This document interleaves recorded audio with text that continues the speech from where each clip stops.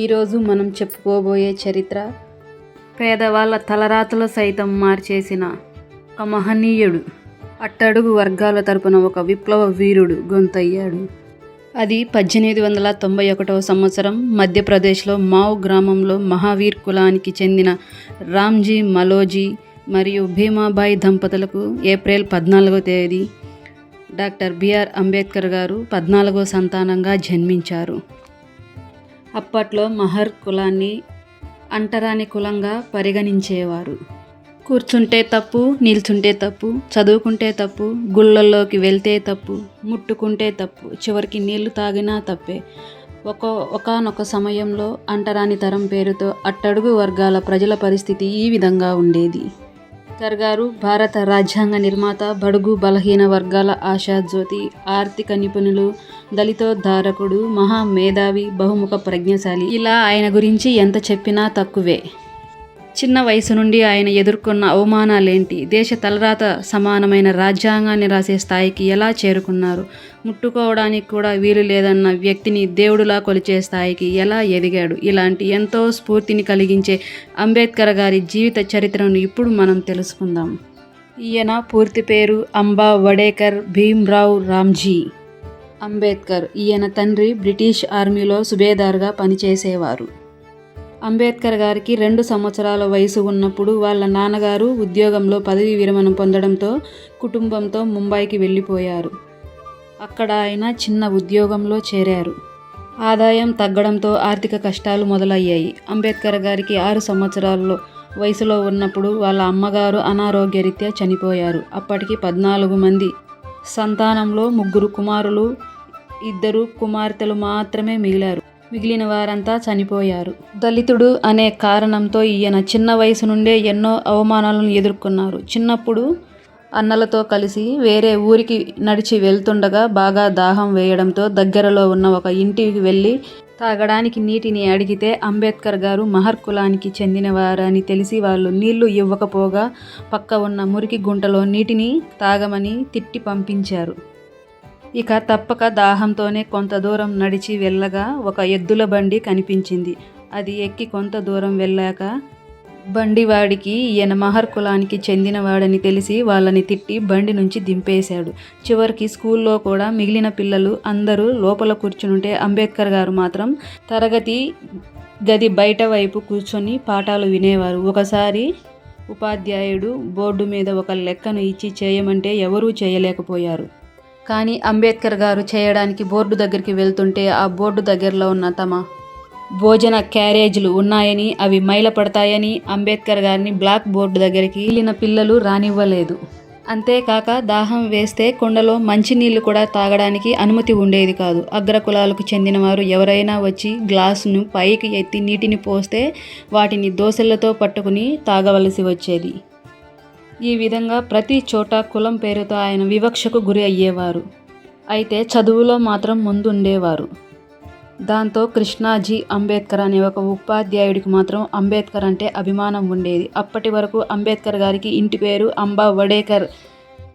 కానీ ఆ ఉపాధ్యాయుడు ఆ పిల్లవాడి మీద ఉన్న అభిమానంతో అంబా వడేకర్ పేరును తీసేసి తన పేరైన అంబేద్కర్గా మార్చారు. అప్పటి నుంచి ఆయన పేరు బిఆర్ అంబేద్కర్గా మారింది. అలా 1907లో మెట్రికులేషన్ పూర్తి చేశారు. ఆ కాలంలో ఒక దళితుడు మెట్రికులేషన్ పూర్తి చేయడం ఒక గొప్ప విషయమే. దాంతో ఆయనకు సన్మానం కూడా చేశారు. దానిలో భాగంగానే ఉన్నత చదువుల కోసం ఆయనకు ఆర్థికంగా సహాయం చేయడానికి కొందరు ముందుకు వచ్చారు. అయితే పై చదువులకు వెళ్ళడానికి ముందే అంబేద్కర్ గారు 15 ఏళ్ల వయసులో ఉన్నప్పుడే 9 ఏళ్ల వయసులో ఉన్న రామాబాయి అనే అమ్మాయితో 1909లో పెళ్లి చేశారు. వీరికి 4 మగపిల్లలు, 1 కుమార్తె ఉండేది. అప్పటికే బడోరా మహారాజు సామాజీరావు గైక్వాడు పేద విద్యార్థులకు ఆర్థికంగా సహాయం అందిస్తున్నారని తెలుసుకొని అలా బడోరా సంస్థానం నుండి వచ్చిన నెలకి 25 రూపాయలు స్కాలర్షిప్ 1912 నాటికి ముంబై యూనివర్సిటీ నుంచి economic and political science degree పట్టా పొందారు. తర్వాత అదే బరోడా సంస్థానంలో ఉద్యోగం కూడా దక్కింది. కానీ అంబేద్కర్ గారు ఇంకా పై చదువులు చదువుకోవాలని కోరిక మనసులో ఉండేది. దీని గురించి మహారాజుకు చెప్తే ఆయన దానికి ఒప్పుకొని ఒక షరతు పెట్టారు. అదేంటంటే విదేశాల్లో చదువు పూర్తయి ఇండియాకు వచ్చిన తర్వాత బరోడా సంస్థానంలో 10 సంవత్సరాలు పనిచేయాలని షరతు పెట్టారు. అంబేద్కర్ గారు దానికి ఒప్పుకొని బరోడా సంస్థానం నుండి వచ్చే నెలకు 11.5 పౌండ్లు స్కాలర్షిప్ 1913లో అమెరికాలోని కొలంబియా యూనివర్సిటీలో చేరారు. అమెరికాలో మొదటిసారిగా అంబేద్కర్ గారు స్వేచ్ఛ అంటే ఏమిటో చూశారు. అప్పుడు భారతదేశంలో ఉన్నట్టుగా కుల జాతి వివక్ష లేదు. అందరికీ సమానమైన గౌరవం, అవకాశాలు దక్కేవి. అక్కడ కొలంబియా యూనివర్సిటీలో పీజీ, పీహెచ్డీ పూర్తి చేసిన తరువాత 1916లో లండన్ స్కూల్ ఆఫ్ ఎకనామిక్స్లో చేరారు. అక్కడ 8 సంవత్సరాల్లో పూర్తి చేయవలసిన చదువును కేవలం 2 సంవత్సరాల 3 నెలల్లోనే పూర్తి చేశారు. అందుకోసం అంబేద్కర్ గారు ఒక్క క్షణం కూడా వృధా చేయకుండా లండన్ లైబ్రరీలో ఉండే అన్ని పుస్తకాలను చదివేవారు. అంబేద్కర్ గారు లండన్లో ఉన్నప్పుడు ఎన్నో అంశాల మీద పుస్తకాలను కూడా రాశారు. అక్కడ ఆయనకు డాక్టరేట్ కూడా లభించింది. కానీ కొంతకాలానికి బరోడా సంస్థానం కేటాయించిన స్కాలర్షిప్ అయిపోయింది. వెంటనే బరోడా సంస్థానంకు ఉద్యోగంలో చేరమని ఉత్తరం అందింది. దాంతో 1917లో అంబేద్కర్ వెనక్కు వచ్చి ఒప్పందం ప్రకారం బరోడా సంస్థానంలో రక్షణ శాఖ ఉద్యోగంలో చేరారు. అక్కడ ఆయనకి ఒక గొప్ప అధికార ఉద్యోగం దక్కింది. కానీ ఆయన నిమ్న కులస్థుడు కావడంతో ఆయన కింద ఉద్యోగులు కూడా ఆయనను గౌరవించేవారు కారు. ఏదైనా ఒక ఫైల్ ఇవ్వాలంటే దూరం నుండే ఆయన టేబుల్ మీదకు విసిరివేసేవారు. చివరకు ఆయన ఉండడానికి అద్దెకు కూడా ఎవరు ఇల్లు ఇచ్చేవారు కాదు. చేసేది ఏమీ లేక సత్రంలో ఉండేవారు. కొన్ని రోజులకు వాళ్ళకి కూడా ఈయన నిమ్న కులస్తుడని తెలిసి వాళ్ళు కూడా గెంటేశారు. చదవాలన్నా, పని చేయాలన్నా, ఉండడానికి ఇల్లు కావాలన్నా, చివరికి నీళ్లు తాగాలన్నా కూడా కులం అడ్డుగా వచ్చేది. కానీ ఆయన వీటన్నింటినీ సహించారు. చివరికి తన పరిస్థితిని బరోడా మహారాజుకి చెప్పుకొని ఆయన ఏమీ చేయలేనని చెప్పడంతో ఉద్యోగానికి రాజీనామా చేసి తిరిగి బొంబాయి వెళ్ళిపోయారు. ఎటువంటి ఉద్యోగం లేకపోవడంతో ఆదాయం కోసం ట్యూషన్లు చెప్పడం, కంపెనీలకు సలహాలనిచ్చే ఒక చిన్న కంపెనీని మొదలుపెట్టారు. మళ్ళీ కొన్ని రోజులకి అంబేద్కర్ గారు అంటరాని వాడని తెలిసి వ్యాపారులు కూడా ఆయన దగ్గరికి రావడం మానేశారు. దాంతో ఆ కంపెనీని కూడా మూసివేయడం జరిగింది. ఈ కులాల పేరుతో అసమానతలు ఆయన మనస్సును కదిలించాయి. ఇలాంటి పరిస్థితుల్లో చాలామంది ఇక మన పరిస్థితి ఇంతే, మనం ఏం చేయలేమని సరిపెట్టుకుంటారు. కానీ అంబేద్కర్ గారు మాత్రం అలా కాదు. అంటరాని వాడినని వెలివేసిన సమాజానికి సమాధానం చెప్పాలనుకున్నారు. చివరికి అప్పటి బొంబాయి గవర్నర్ సహాయంతో ఒక కాలేజీలో ప్రొఫెసర్గా ఉద్యోగం దక్కింది. అలా ఉద్యోగం చేసుకుంటూనే 1927 నుంచి అంటరానితనానికి వ్యతిరేకంగా ఉద్యమాలు చేయడం మొదలుపెట్టారు. అలా మహద్లో దళితుల మహాసభను ఏర్పాటు చేశారు. దేశంలో నలుమూల నుంచి కొన్ని వేల మంది దళితులు ఆ సభకు హాజరయ్యారు. అప్పటి వరకు దళితులు మహద్లో చెరువులో నీటిని తాగడానికి అనుమతి ఉండేది కాదు. కానీ అంబేద్కర్ గారు ఆ సభలో దానికి వ్యతిరేకంగా పోరాడి ఆ చెరువులో నీటిని తాగడానికి అనుమతి వచ్చేలా చేశారు. చెరువులో నీటిని తాగడానికి వెళ్ళే ధైర్యం ఎవ్వరూ చేయలేదు. అంబేద్కర్ గారు ధైర్యంగా వెళ్ళి చెరువులో నీటిని తాగారు. ఆ ఒక్క సభలో అంబేద్కర్ గారి పేరు మారుమోగిపోయింది. కొల్హాపూర్ మహారాజు సాహు మహారాజ్ అస్పృశ్యత, అంటరానితనాన్ని నివారించడానికి కృషి చేస్తున్నారని తెలుసుకుని ఆయన సహకారంతో 1920వ సంవత్సరంలో మూక్ నాయక్ అంటే మూగవాళ్ళకి నాయకుడు అనే అర్థం వచ్చేలా పత్రికను స్టార్ట్ చేశాడు. అలాగే 1927లో బహిష్కృత్ భారత్, తర్వాత 1930 సంవత్సరంలో జనత, అలాగే 1956వ సంవత్సరంలో ప్రబుద్ధ భారత్ అనే పత్రికలను నడిపారు. ఇదే కాకుండా దళితులకు బడుల్లోకి, గుడుల్లోకి వెళ్ళడానికి అనుమతి పొందేలా ఉద్యమాలు చేపట్టి విజయం సాధించారు. ఆయన అంత స్థాయికి ఎదిగారంటే కారణం చదువు. కాబట్టి ఆయన అందరికీ చదువు అందాలని కృషి చేశారు. కొన్ని రోజులకి ముంబైలో ఉన్న బారిస్టర్గా పనిచేయడం మొదలుపెట్టారు. అయితే 1935లో అంబేద్కర్ గారి భార్య రామాబాయి గారు అనారోగ్యం కారణంగా మరణించారు. కొంతకాలానికి ఆయనకు ముంబైలో ప్రిన్సిపల్గా, అలాగే జడ్జిగా పనిచేయడానికి అవకాశం వచ్చినా వాటిని వద్దు అనుకుని రాజకీయాల్లోకి వచ్చారు. అలా ఇండిపెండెంట్ లేబర్ పార్టీని కార్మికులు శ్రామికుల హక్కుల కోసం 1936లో స్థాపించారు. తరువాత షెడ్యూల్ క్యాస్ట్ ఫెడరేషన్ అణగారిన వర్గాల వారి కోసం హక్కుల పరిరక్షణ కోసము 1942లో ఈ పార్టీని ఏర్పాటు చేశారు. తరువాత అంబేద్కర్ గారు 1956లో షెడ్యూల్ క్యాస్ట్ ఫెడరేషన్ అనే పార్టీను విస్తరించి పునాది వేశారు. అయితే సంపద కోసమో అధికారం కోసమో ఈయన పోరాటం చేయలేదు. అట్టడుగు వర్గాల స్వేచ్ఛ కోసం ఆయన పోరాడేవారు. బోధించు, సమీకరించు, పోరాడు అనే సిద్ధాంతంతో బడుగు బలహీన వర్గాల అభివృద్ధి కోసం, కులమత భేదాలు లేని సమాజం కోసం ఆయన చాలా కృషి చేసేవారు. అయితే స్వతంత్రం వచ్చిన తరువాత అంబేద్కర్ గారికి కేంద్ర మండలిలో మొట్టమొదటి న్యాయశాఖ మంత్రిగా పదవి వచ్చింది. అంతేకాదు భారతదేశపు రాజ్యాంగాన్ని రాసే అవకాశం కూడా అంబేద్కర్ గారికి వచ్చింది.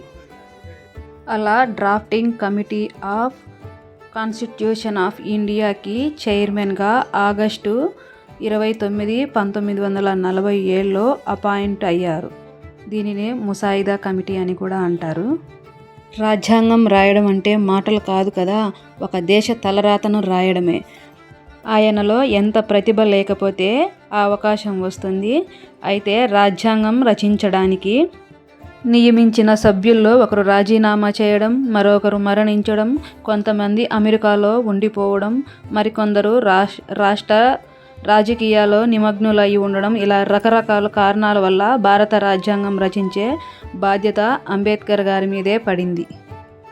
దానితో ఆయన రాత్రి పగలు అని తేడా లేకుండా నిరంతరం రాజ్యాంగ రచనల్లోనే ఉండేవారు. దాని వలన ఆయన ఆరోగ్యం దెబ్బతింది. ఆయన్ని హాస్పిటల్లో వైద్యుల పర్యవేక్షణలో ఉంచారు. ఆ సమయంలో ఆయనను చూసుకోవడానికి డాక్టర్ శారదా కబీర్ అనే బ్రాహ్మణ అమ్మాయిని నియమించారు. మెల్లగా ఆయన ఆరోగ్యం కుదుటపడిన తరువాత 1948లో తన 56వ ఏట అంబేద్కర్ గారు శారదా కబీర్ని రెండవ వివాహం చేసుకున్నారు. అలా కొద్ది రోజులకి 1948లో రాజ్యాంగం రచన పూర్తి చేశారు. ఈ విధంగా రకరకాల భాషలు, ఆచారాలు, మతాలు ఉన్నటువంటి ఈ దేశంలో ఆయన ముందు చూపుతో రాసిన రాజ్యాంగాన్ని అనుసరించి ఇప్పుడు మన దేశం నడుస్తుంది. అంటే ఆయన గొప్పతనం ఏంటో అర్థమవుతుంది. ఆయన కేవలం దళితుల కోసమో లేక వాళ్ళ రిజర్వేషన్ల కోసమో మాత్రమే కృషి చేయలేదు. ఆడవాళ్ళకి మగవాళ్ళకి సమానమైన జీతాలు ఉండాలని, ఆడవాళ్ళకి ప్రెగ్నెన్సీ టైంలో లీవ్స్ ఇవ్వాలని, అలాగే పని సమయాన్ని 12 గంటల నుంచి 8 గంటల వరకు తగ్గించాలని, స్త్రీలకు ఆస్తి హక్కులు ఇవ్వాలని, అలా ఎన్నో అంశాలు ఆయన కృషి చేశారు. అయితే ఆయన జీవితం చివరి సమయంలో 1956లో నాగపూర్లో సుమారు 5 లక్షల మందితో బౌద్ధ మతాన్ని స్వీకరించారు. అయితే అంబేద్కర్ గారికి ఆరోగ్యం క్షీణించిన సమయంలో తన భర్తతో గడిపిన జ్ఞాపకాలపై ఆమె Baba Saheb my life with doctor Ambedkar అనే పుస్తకాన్ని రచించారు. అయితే 1956 డిసెంబర్ 6వ తేదీ అంబేద్కర్ గారు మరణించారు. ఆయన మరణించినా కానీ ఆయన కృషి ఇప్పటికీ ఎంతోమంది జీవితాల్లో వెలుగుని నింపుతోంది. ఒకవేళ ఆయన పూనుకొని ఉండకపోతే ఈనాటి బడుగు బలహీన వర్గాల జీవితాలు ఇంకా అలాగే ఉండిపోయాయేమో. అందుకే ఈయన చేసిన సేవలకు గాను 1990లో భారత ప్రభుత్వం భారతదేశపు అత్యున్నత పురస్కారమైన భారతరత్న అవార్డుతో సత్కరించింది. కొలంబియా యూనివర్సిటీ ప్రపంచంలోనే టాప్ 100 స్కాలర్స్ లిస్టును ప్రకటిస్తే దానిలో మొట్టమొదటి పేరు అంబేద్కర్ గారిదే ఉంది. ఎందుకంటే ఆయన BA, MA, MSc, DSc, PhD, LLD, barrister వంటి ఇలా ఎన్నో డిగ్రీలను ఆయన సాధించాడు. ఒక వ్యక్తి జీవితకాలంలో ఇన్ని డిగ్రీలను పొందడం అంటే మాటలు కాదు. అంతేకాక ఈయన సుమారు 9 భాషల్లో మాట్లాడగలడు. Hindi, Pali, Sanskrit, English, French, German, Marathi, Persian మరియు గుజరాతీ ఇలా 9 భాషల్లో మాట్లాడగలరు.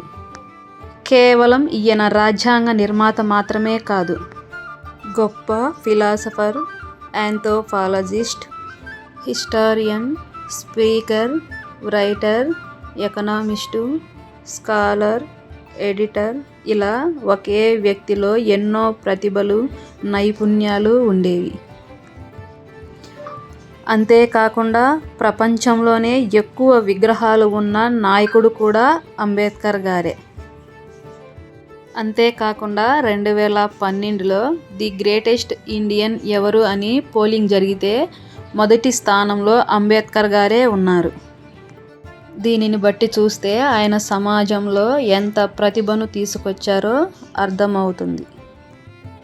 ఒకప్పుడు ఆయన పడిన కష్టాలు ఎవ్వరూ పడకూడదనుకున్నారు. అందుకే తన జీవితాంతం అణగారిన వర్గాల అభ్యున్నతికి, వాళ్ళకి స్వేచ్ఛను అందించడానికి అంకితం చేశారు. కేవలం ఈయన వల్లనే అట్టడుగు వర్గాల వాళ్ళకి ఇప్పుడు అన్ని రంగాల్లో సమానంగా అవకాశాలు అందుతున్నాయి. అందుకే ఇప్పటికీ ఎప్పటికీ ఆయన చాలామందికి దేవుడితో సమానం. ముట్టుకోవడానికి కూడా వీలు లేని స్థాయి నుంచి ఒక దేశ రాజ్యాంగం రాసే వరకు వెళ్ళడంలో ఉన్న ఆయన ధైర్యాన్ని, పట్టుదలని మనం అందరం తప్పకుండా ఆదర్శంగా తీసుకోవాలి.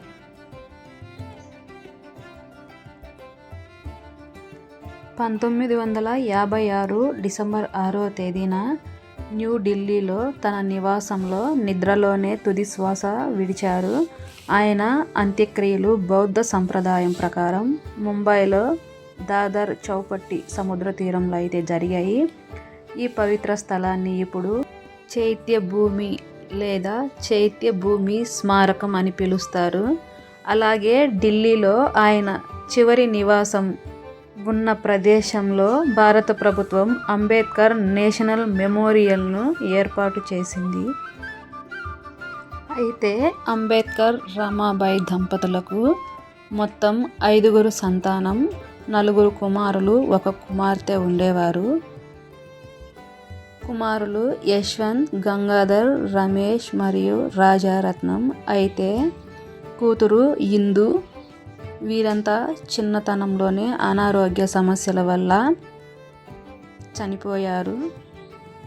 కానీ యశ్వంత్, భీమ్రావ్ అంబేద్కర్ ఒకరు మాత్రమే మినహా మిగిలిన వారు 2 ఏళ్లలోపు చనిపోయారు. అంబేద్కర్ రెండవ భార్య అయిన సవితా అంబేద్కర్కు సంతానం లేరు. అంబేద్కర్ గారు జీవించి ఉన్న ఏకైక కుమారుడు యశ్వంత్ అంబేద్కర్ ద్వారా ఆయన వారసత్వం అనేది కొనసాగుతూ ఉన్నది. మన వీడియో మీకు నచ్చినట్లయితే మన ఛానల్ని సబ్స్క్రైబ్ చేయండి, ఒక లైక్ అయితే చేయండి. ఈ సమాచారాన్ని అంతటినీ నేను చాలా కష్టపడి అయితే సెర్చ్ చేసి చూశాను. మనం మర్చిపోతున్న మన పెద్దలను మొత్తం మనం గుర్తు చేసుకుంటూ, అలాగే మన పిల్లలకు కూడా మనం తెలియజేస్తూ ఎందరో మహానుభావుల గురించి మన ఛానల్లో అప్లోడ్ చేయాలనుకుంటున్నాను. మన ఛానల్కి సపోర్టునిచ్చి ఆదరిస్తారని అనుకుంటున్నాను. ఇంకా ఏవైనా లోటుపాటులు ఉంటే సరి చేసుకుంటూ వారి జీవితం ఎలా గడిపారో, ఎన్ని కష్టాలను అనుభవించారో తెలపడానికి ప్రయత్నిస్తాను. మన ఛానల్ని అయితే ఆదరించండి, అభిమానించండి. ఓకే అండి, బాయ్, అందరికీ నమస్తే.